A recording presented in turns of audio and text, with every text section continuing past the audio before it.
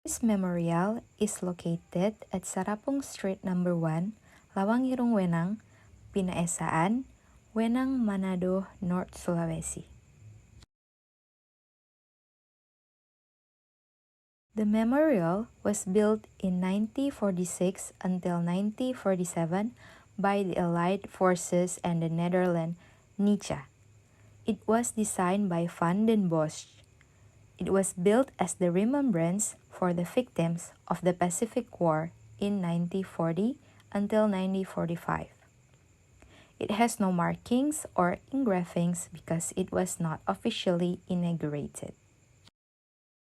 The memorial consists of 4 pillars with a cube symbolizing a casket filled with ashes of the war victims.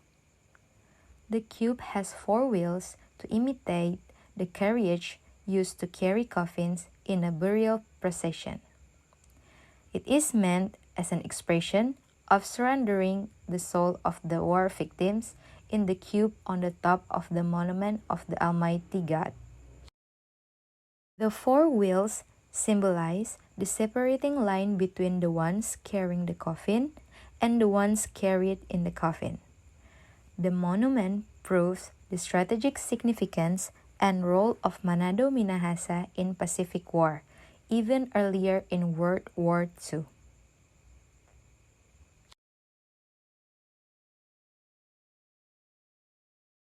The height of the monument is approximately 40 meters, consisting of 4 supporting pillars with a 4-square cube indicating that there are very strong bonds that are not easily shaken. Until now, this memorial has been visited by many people, both from the region and from abroad. They see this memorial as the monument when the history of the Second World War Japan ruled over the Allies. Beside the monument, there is a historic building that is not less important, namely the Gmim Sentrum Manado Church. In 1675, D.S. Montanus, a Dutch priest, visited Manado for the first time. During his visit, Montanus learned that there was already a group of Christians in Manado. Of BPMJ Sentrum Manado, Pendeta Florence Monigir Lao, MTH, said historical data stated that the first settlement in Manado began with the construction of the Dutch VOC defense fort named Fort New Amsterdam, or New Port Amsterdam, which was established in the initiative of Dutch East Indies government. This fort was behind the National Unity Park, or TKB, in front of the Jumbo supermarket now. At that time, it was inaugurated directly by the Governor-General of the Dutch East Indies, Robertus Padbrugge. Unfortunately, this fort was destroyed during the Allied Army attack on Manado in 1944, said the chairman, BPMJ Sentrum Manado. Simultaneously with the commencement of the construction of the fort, with the permission of the head of Walak Ares, the Netherlands established settlements in the area next to the fort.